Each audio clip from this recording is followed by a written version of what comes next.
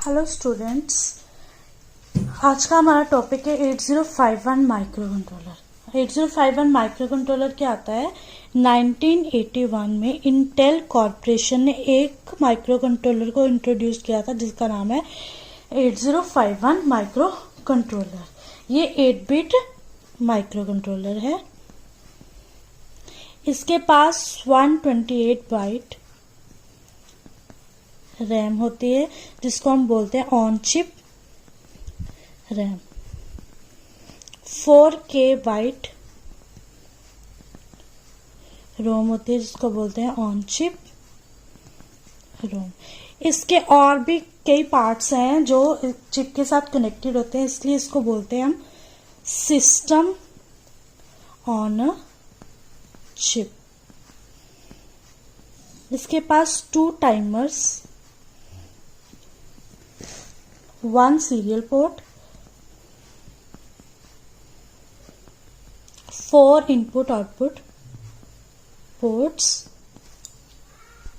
होते हैं। ये 4 पोर्ट्स जो कि 8 बिट के थे, इसलिए हर एक पार्ट को 8-8 बिट में डिवाइड कर दिया है, इसलिए इस चिप का नाम बोला गया है सिस्टम ऑन अ चिप। इसको 8 बिट इसलिए बोला गया है क्योंकि ये 8 बिट का परफॉर्म करता था। 8051 8 बिट प्रोसेसर है, इसका मतलब ये है कि ये सीपीयू होता है वो 8 बिट के ही डाटा को परफॉर्म करवाता है। अगर 8 बिट से ज़्यादा डाटा हो जाए तो वो क्या करता है, उसको ब्रेक कर लेता है पार्ट्स में, और पार्ट्स को ब्रेक करके वो 1 बाय 1 डाटा को परफॉर्म करवाता है। ये था 8051 माइक्रो कंट्रोलर। हमारा नेक्स्ट टॉपिक है आर्किटेक्चर ऑफ 8051 माइक्रो कंट्रोलर। इसका मेन पार्ट होता है CPU. CPU is the central processor unit. ये माइक्रो कंट्रोलर का ब्रेन है जो मॉनिटर करता है और कंट्रोल करता है ऑपरेशंस को। इसमें अर्थमेटिक लॉजिकल ऑपरेशंस परफॉर्म होते हैं। Arithmetic means addition and subtraction operations को परफॉर्म करते हैं, और लॉजिकल ऑपरेशंस में एंड और नॉट गेट जैसे लॉजिक गेट्स में ऑपरेशंस को परफॉर्म किया जाता है। सीपीयू का काम है 8 बिट के डाटा को परफॉर्म करना। जब 8 बिट से ज़्यादा डाटा हो जाए तो ये अलग अलग बिट्स को पार्ट्स में डिवाइड कर लेता है। पार्ट्स को 8 बिट्स में डिवाइड करने के बाद ये उसको एग्जीक्यूट करता है। ठीक है, सीपीयू हमारा, जैसे कि मैंने बताया कि सीपीयू क्या है, माइक्रो कंट्रोलर का एक ब्रेन है जो इसका मेन पार्ट होता है। सीपीयू है जो है ऑसिलेटर के साथ कनेक्ट होता है। ऑसिलेटर क्या होता है? ऑसिलेटर हमारा जो माइक्रो कंट्रोलर है उसकी 18 और 19 पिन के साथ कनेक्टेड होता है। ये 2 होते हैं ऑसिलेटर। इसको XTAL1 XTAL2 के साथ डोनेट किया जाता है। इसके पास 2 कैपेसिटर्स लगे होते हैं और एक क्वार्ट्ज क्रिस्टल होता है। ये मिलकर ऑसिलेशन प्रोड्यूस करते हैं और सीपीयू को प्रोवाइड करते हैं। नेक्स्ट पार्ट है इंटरप्ट कंट्रोल। इंटरप्ट कंट्रोल क्या होता है? जैसे कि मैं आपको एक एग्जांपल बताती हूँ कि हम घर पे कुछ भी काम कर रहे होते हैं तो हमारे पास कोई अर्जेंट काम आ जाता है, तो हम अपना पहला काम छोड़ के उस अर्जेंट काम की ओर करते हैं जो हमारे लिए फर्स्ट प्रायोरिटी होता है। ठीक है, ऐसे इसमें भी माइक्रो कंट्रोलर में भी क्या होता है कि जब हमारे पास एक्सटर्नल इंटरप्ट्स आती हैं तो वो हमें कोई काम प्रोवाइड करती है, हमें इंटरप्ट करती हैं कि पिछला कोई डाटा एग्जीक्यूट नहीं हुआ, तो सीपीयू क्या करता है, अपना पिछला काम, पुराना काम छोड़ के first of all interrupt control का जो काम होता है उसको फंक्शन करता है और एग्जीक्यूट करता है, उसके बाद अपना पुराना काम करता है। ये हमारा इंटरप्ट कंट्रोल होता है। और इसमें जो सीपीयू है इसके साथ कई सारी मेमोरीज अटैच्ड होती हैं, जैसे कि रैम, रोम, ये सब कुछ इसके साथ अटैच्ड होता है। नेक्स्ट है हमारा ऑन चिप रोम, जो हमारे सीपीयू के साथ कनेक्टेड होता है। ऑन चिप रोम क्या करता है, ये प्रोग्राम को कोडिंग करता है, इसमें प्रोग्राम कोड के लिए इसे हम क्या करते हैं, प्रोग्राम कोड के लिए यूज़ करते हैं। On chip Rome 4K bite की होती है माइक्रो कंट्रोलर में। इसके साथ ही अटैच्ड होता है ऑन चिप रैम।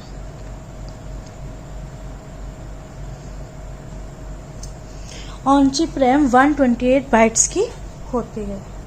नेक्स्ट है बस कंट्रोल।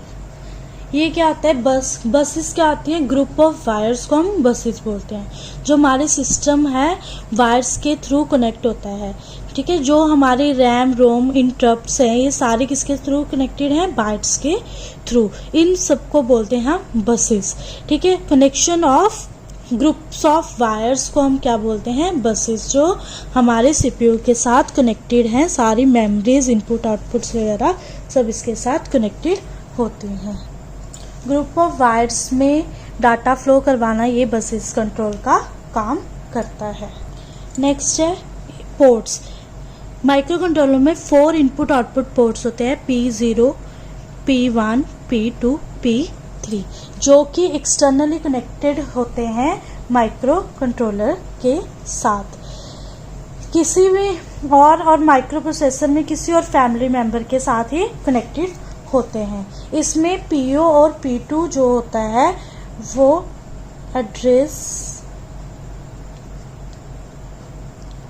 और डाटा को फ्लो करवाता है। P0 और P2 दोनों का काम एड्रेस और डाटा के लिए होता है। P0 क्या करता है, लो एड्रेस को फेच करता है और P2 हाई ऑर्डर एड्रेस को फेच करता है। ये एड्रेस और डाटा के लिए यूज़ किए जाते हैं। P1 एक्सटर्नली कनेक्शन कराता है और जो P3 होता है हमारे डिफरेंट फंक्शन होते हैं, जैसे कि रीड राइट, ट्रांसमिशन, रिसीविंग के फंक्शन को परफॉर्म करवाता है। ये जो 4 पोर्ट्स होते हैं, ये 4 पोर्ट्स माइक्रो कंट्रोलर के एक चिप के 8 पिन्स के साथ कनेक्ट होते हैं, यानी कि 8 बिट डाटा के साथ परफॉर्म करते हैं, ठीक है, जिसे 8 बिट पोर्ट बोला जाता है, ठीक है। हर एक पोर्ट का अलग फंक्शन होता है। माइक्रो कंट्रोलर चिप में 40 पिन्स होती हैं और उसमें हर एक पोर्ट में 8 पिन्स के ये हर एक पोर्ट 8 पिन्स को कैरी करता है। इसका नेक्स्ट पार्ट है सीरियल पोर्ट। सीरियल पोर्ट का क्या काम होता है, ये ट्रांसमिशन और रिसीविंग का काम करते हैं, यानी कि ये डाटा को ट्रांसमिट करवाते हैं और रिसीव करते हैं। ट्रांसमिट करना, जैसे कि हमारी कोई आउटपुट आती है उससे आउटपुट पर ट्रांसमिट करना, ठीक है, आउटपुट पर ट्रांसमिट करना, जैसे कि आउटपुट में कैसे कि LED होगी या कोई डिस्प्ले होगी, उन पर ट्रांसमिट करके रिसीवर का काम, ठीक है, ट्रांसमिट करते हैं। और रिसीवर का काम क्या आता है, रिसीव करना डाटा को, जैसे कि कीबोर्ड से किसी की भी इनपुट से, और जहाँ डाटा को रिसीव करना। ये है हमारा सीरियल पोर्ट्स।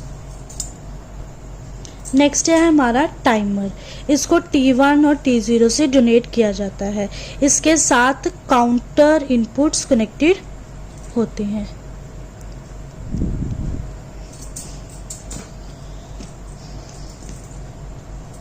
ठीक है, T0, T1 और इसके साथ काउंटर इनपुट जो है हम प्रोवाइड करते हैं। ये 16 बिट रजिस्टर होते हैं जो स्प्लिट करते हैं 2 बाइट्स में। लोअर बाइट होती है और जो लोअर बाइट होती है उसको हम टाइमर लोअर बाइट बोलते हैं, और जो हायर बाइट होती है उसको हम टाइमर हायर बाइट बोलते हैं। जैसे T1 टाइमर 1 है, टाइमर 1 के लिए लोअर बाइट में हम लिखेंगे TL1, ठीक है, और हायर बाइट में हम लिखेंगे TH1। ऐसे ही टाइमर 0 में हम लोअर बाइट्स को लिखेंगे TL0 और टाइमर हायर बाइट्स में लिखेंगे टाइमर TH0। ये हमारे टाइमर होते हैं जो हमारे काउंटर इनपुट के साथ कनेक्ट होते हैं।